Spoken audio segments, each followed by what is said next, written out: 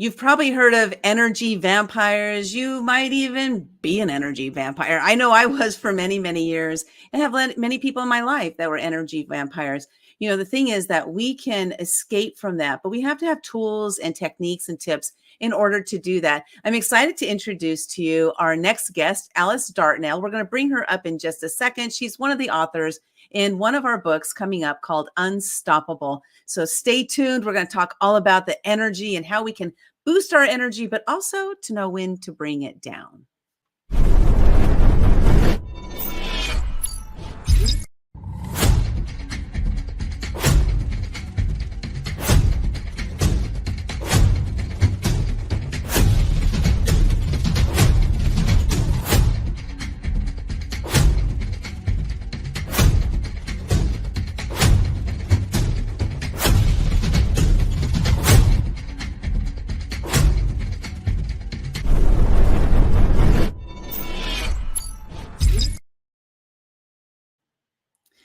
Everything is energy. You may have heard this, everything on this planet has energy in it.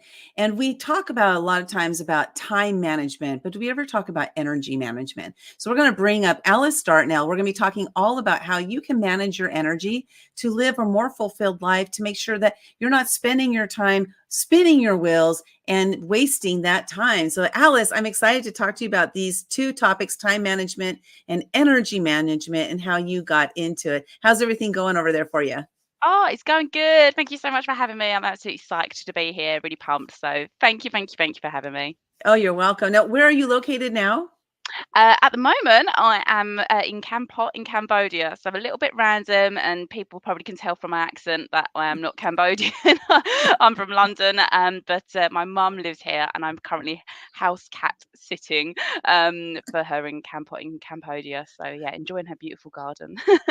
That's cool. I think that if I were in living a parallel life with myself, I would do, animal, like probably dog sitting and house sitting at the same time all over the world. I met somebody recently who does that. And now you're doing it for family members, but this Yeah. person, like, that's how they live their life. She just goes all over the world. She pet sits and house sits for people in mansions and Yeah. different kinds of houses and stuff. Like, how fun is that? Like, Yeah, I know. you're living that life. It's given me a taste for it. So yeah, he's Mr. Nagasaki is down here, being protecting me. He's always here. That's awesome. I love it. I love it. Now we're talking about, we're going to talk about energy management and time management. Time management is something that I've heard a lot about. We have the Yeah, Pomodoro method. yeah, We have all these different journals. We have all these things that are related to time blocking and getting your time squared away. But energy management is something that I don't think I ever really heard about that until I met you, which was probably about 6 months or so ago. mm, And you introduced me to that concept of energy management, which I understand the concept, but it's not something I've ever considered or I've even thought about. So how did mm. you get into working with, time management and energy management, and share with us, like, just, succinctly, what is energy management? It may be obvious, but I still want to hear it from you. Yeah, okay. So first of all, what is energy management? So for me, energy management is taking it beyond the classic time management, and it's thinking about your energy, but on all levels. So I'm talking about physical, mental, spiritual, emotional, and you've got to think of it on all facets, because we live a life that is holistic. One area is going to impact another. Now, how I got to this was in 2019. And unfortunately, in June 2019, I had the worst burnout. Now, in hindsight, I could have seen it coming, but I didn't know the signs that I was looking for, Mm. because I was looking at time management, not energy management. And I was brilliant at time management. I was focused. I didn't procrastinate. I got to my meetings on time. If anything, I got to them early. I I just was great at time management. And then when I burnt out in 2019, I was like, how did that happen? And also I was healthy. I went to the gym 3 times a week. I drank my green smoothies, and it was like I was ticking the boxes. And then suddenly I was like, I'm not looking after my energy. So yes, I'm looking after my time management, but I'm not looking after my energy, mentally, physically, emotionally, spiritually. And that was a big, big aha moment for me. And that Mm. is how I got into understanding more and more and more about it. So then I'm a ferocious learner. So I just was like, okay, what are the kind of things that are affecting my energy here on all those different facets? Mhm. And then when I started my business in 2020, I I knew that time management was my passion. I want to help people maximize their time, live their life to their best, live a life by design, so I call it. But I also knew that it had to be more than time management, because if you just follow the hustle and grind, get up at 5 a.m., sleep when you're dead, kind of era that Right. I grew Oh up in, gosh. yeah, it's a one-way ticket to burnout, right? And so that's how I got into energy management. Wow, that's amazing. I love this because what came to mind when you were talking was, introversion as opposed to extroversion. There might be other kind of versions out there that I don't know about, but those are the two Yeah. we mostly talk about is introverts and extroverts. And so the difference between the two, and I think a lot of times people don't understand what the real difference is between the two. I'm going to share my thoughts Mm. of it, like what I've heard about it, and then you share what your thought is on that. So my understanding is that introversion is that when a person goes into a crowded area, it zaps their energy. It takes their energy away from them.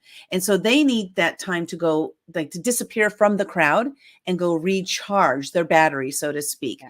My sister was an introvert. Like, she would be in a crowd for an hour and she's like, I got to go just disappear and recharge for a little bit. And then me, I'm completely opposite. I'm the extrovert. I walk into a crowd and like, boom, awesome. I've just been, reverberated. I have all this amazing energy and I don't know what to do with it now because I have so much energy. And so between the two of them, how do we learn to manage our energy? Like, for me, I love to be around a lot of people and I love to have that high level of energy, but eventually I get to that burnout. How can I know that I'm getting to that burnout? Oh my God, yeah, and I agree with your interpretation, by the way, as well, because I am very loud. I'm very like sparkly jazz hands. So everyone just pictures me as like everyone just pictures me as she's an extrovert. And it was lockdown that taught me that actually I'm more introverted, because Mm. yes, I love getting like things like this fill my cup. I'll be buzzing for hours afterwards. I love coaching. I love public speaking. I love being in a crowded room with like-minded people. I love networking. I love parties. I'm a social girl as well. However, I also need a lot of alone Alice time. I need a lot of meditation, quiet reading. And I never realized that because I just pinned myself as an extrovert. So, in answer to your question, I think I always say this to my coaching clients: notice what you notice. Notice what you notice Mm. without judgment, and just be aware. And I think pre-burnout, I was so on a hamster wheel and so like go, go, go all the time. I never stopped to listen to myself. And had I done that, maybe I would have caught the burnout. And now I'm so much mindful of listening to me. Like, what do I need? Okay, yeah, I'm a social girl. I like the holidays, the parties, the networking. Like I'll go into a room and like, oh yeah, give it to me. I'm Yeah. energizing myself.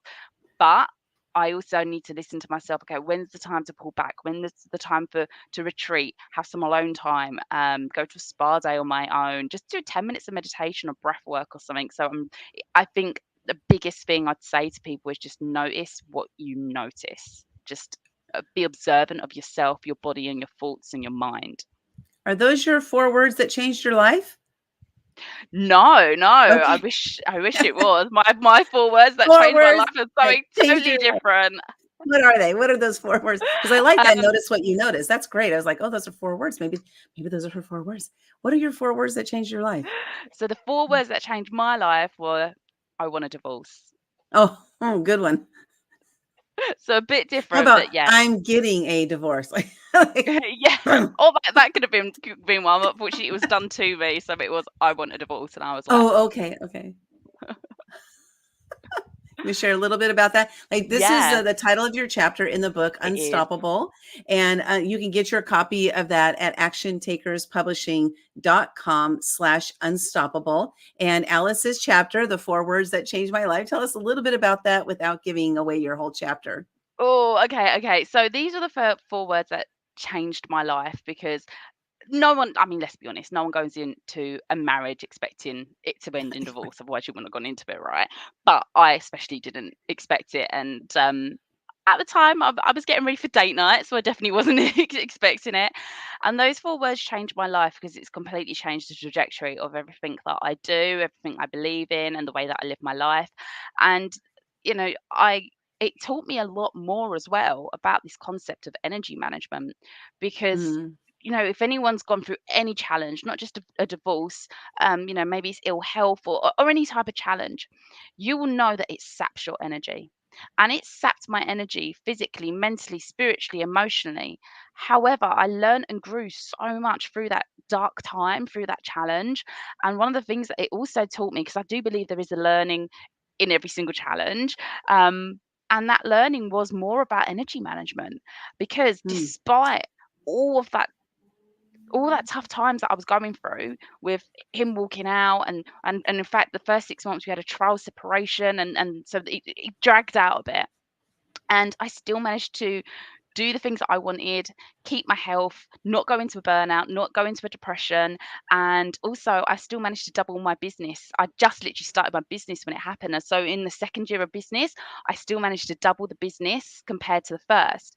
And I know that isn't just because I had an amazing strategy, but it is because I was implementing these principles of energy management and looking after myself physically, mentally, spiritually, emotionally, and working with that rather than just like the classic time management strategy goals kind of thing. Awesome. Well, congratulations on those 4 words that came your way, not 4 words that you would have chosen. But we're talking to Alice Dartnell, one of the authors in our book, Unstoppable. You can get your copy of the book at actiontakerspublishing.com/unstoppable. So Alice, why don't you share with us, how can people work with you and how do you help them to get through this? Do you do one-on-one coaching? Do you do group coaching? Do you do virtual? Do you do in person? Do you do retreats? Like, give us the goods. Give us the goods. Oh, okay. So as a coach, I generally work with people in one-to-one settings online. My clients are all over the world, UK, US, Middle East. That's generally where my clients are based. So I work internationally. So I do everything online. And I do one-to-one coaching, but I do also sometimes run my own group coaching programs as well. Mm, I've got various different ones that I've run in the past and various different ones that I got coming up in the future. And I also have an online time management course as well because I really, really appreciate that not everybody is in a position where they can, meet with a coach one to one every week. So they might want to do their own self study. So I have an online time management course as well and I do a lot of free stuff as well, a lot of free webinars. So come say hi, come hang out with me. I'm mainly on Instagram, so Alice_Dartnell. So come find me there. I love connecting with like-minded people. So yeah, come say hello. awesome. You can go connect with Alice at alicedartnell.com. It's right there up there on the screen. And Alice, so how important is it for us to, understand our energy? I was going to say get control of, but I don't know if that's even the right word. So that's why I say, how important is it for us to understand, who we are, how our energy works, and how to really maybe to Yeah, even discover like what my real energy is? Because like you mentioned, you thought you were this extrovert, but then when the pandemic came, you realized that, what, I need to go inside. And so how important is it for us to know what our energy is, what our, like, who we are in an energy? yeah. So important, Linda. And the reason why I think it's so important is because we're so different. Now, time management um is quite structured, and generally in time management, the same principles are going to work for everyone. So you mentioned things like Pomodoro. That's a classic time management technique. I really, really advocate working in short, sharp bursts. Doesn't have to be 25 minutes, I don't think, but working in short, sharp bursts generally works for the majority of people. Hmm. However, energy management is different because it's so important to understand your own energy because we're all individual. Now, the whole extrovert introvert thing, but also what might fill your cup might drain mine. I would give this as a classic example, but I've got a friend who loves cleaning, and I'm like, I can't think of anything worse. But for her, I'm with you. cleaning, I'm yeah, with you. cleaning fills her cup, and she loves it. And if I had an hour to fill my cup, I wouldn't choose cleaning. I would maybe choose the Right. gym and hit the weights. But she would hate that. So you can't prescribe energy management. Do you know what I mean? Like you can't Mhm. say, "Hey, Linda, you want to feel your energy? This is how you do it," and then you just like tick through it because We're all different. And then to make it even more complex, this is why I say notice what you notice. You've got to be aware of what works for you, because life changes, and what works for you right now might not work for you in the future. Yeah. And this is not part of the book, but if anyone follows me on Instagram, they'll know that I've gone through my own like health journey the last 6 months, where I discovered I had typhoid and I had no idea, and that's quite a serious disease. And I had to really again look at my energy management, and I couldn't hit the gym hard like I normally would, because I wasn't allowed. And it was like, okay, so if I can't do the gym to feel my energy, what other things can I do? So Mm, again, it's about really understanding yourself, because if something that does fill your cup gets taken away from you, what are you going to do? And the same was like when I was going through my divorce, I was so sleep deprived and shattered. I couldn't lift weights with my PT because it would be physically dangerous in case I dropped it or something.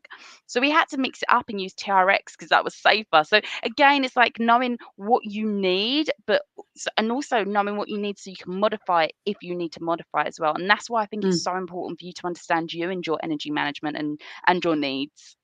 Yeah, that's so good. I remember prior to the pandemic, I had run a networking event in person once a month. It was a 7 hour networking event once a month that I absolutely loved. I got fully energized when we would show up. And then when the pandemic hit, the meeting was scheduled for the following Saturday when we did shut down. So I wasn't able to hold that meeting. I canceled it. And then I think it was like 2 weeks went by, and I said, you know what? I'm going to go ahead and do the meeting on Zoom, because some of my friends had just moved their meetings to Zoom. Yeah. And I was sitting there, and I remember I was set up, I got everything all ready. And then the first person popped into the Zoom room, and I immediately had this surge of energy. And then as everybody started popping in, I was boom. I didn't realize, like, I had gone into a depressive state. I didn't know Mm, it. But when that happened, like, here we were, yeah. with all these different people, and I was immediately energized. It made me realize how important it is for me to be around people, you know? Yeah. And so Yeah. then that's one of the things I do is when I'm feeling a little like depleted or whatever, and I need a surge of energy, Yeah. I just connect with people, and it Yeah. brings me right out of it, you know? And I love that, because you now know if you feel that little lull, you can go, I know exactly what I need to like top myself back up, and you go out and get it. And it's like prevention is better than cure. And that was my problem with the burnout, is I didn't know how to prevent it because I wasn't aware. I didn't notice. I wasn't noticing. So then boom, it just hit me out of nowhere. Yeah. So yeah. Yeah. Wow. Well, it's good. I'm glad you're doing the work you're doing. You got to this realization and serving people on this level, because understanding our energy and how it works is really important for us Yeah. to be able to live a more fulfilled life.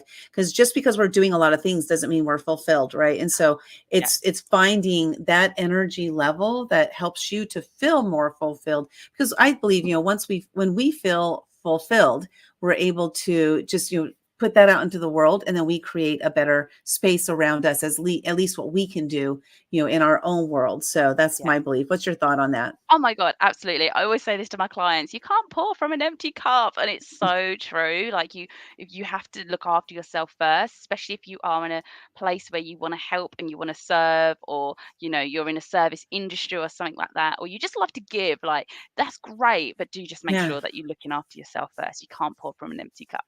Yeah, definitely, definitely. And we're talking to Alice Dartnell, one of the authors in our book, Unstoppable. You can get your copy at actiontakerspublishing.com/unstoppable. You'll also find some free gifts over there. Go cash in on those free gifts. So, Alice, what is one thing that you would like the readers to take away from reading this book or your chapter?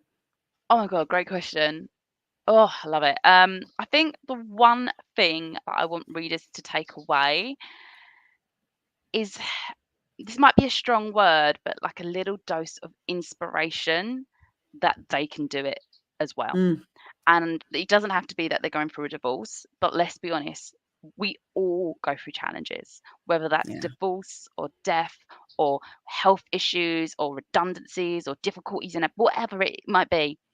We all go through those hard times. And when you're in that hard time, it is so hard to see through the tunnel. It is so hard to see the light at the end. And I think it's really important to look to others to know that you can do it. And when we're in those challenges as well, sometimes our self-belief and our self-worth plummets. So the thing that I would like people to take away is inspiration, that if they're going through a challenging time as well, that they can do it. They can get through it. You can do it. The sun will come out tomorrow. With that said, Alice, thanks so much for being in this book, being part of our life and this journey, doing this work with us and getting your messages, your stories out there. We truly appreciate you, everything you do to make this world a better place. Thanks so much, Alice. Oh, thank you for having me. It's been brilliant. Thank you. You're welcome.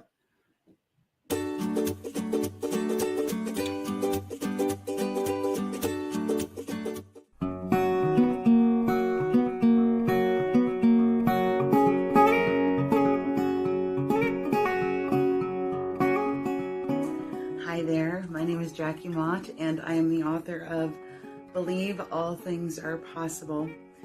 And I'm a little bit blown away because Linda has just informed me that I am now a #1 international best-selling author, and I don't know how it happened. So I just want to say thank you, Linda. I just want to say thank you so much. Linda has been so instrumental in making this happen. I mean, obviously, I wrote the book, but she's so good at what she does, and she's made it easy. She's made it easy to get this out into the world, and I am so blown away right now. I don't know what she does. I don't know how she does it, but this lady is brilliant and worth all of it, everything. Again, I mean, it takes a lot to make me speechless. It really does take a lot to make me not able to talk very well. So, #1 international best-selling, and now, right as of this moment, in 12 different categories. Linda, Action Takers Publishing, absolutely worth working with. She has been amazing. She has held my hand. She has helped me. She has supported me as I've gone through the bumps of getting this done. And now look what's happened. Look what's happened. I'm so excited. I'm so grateful. Thank you, Linda.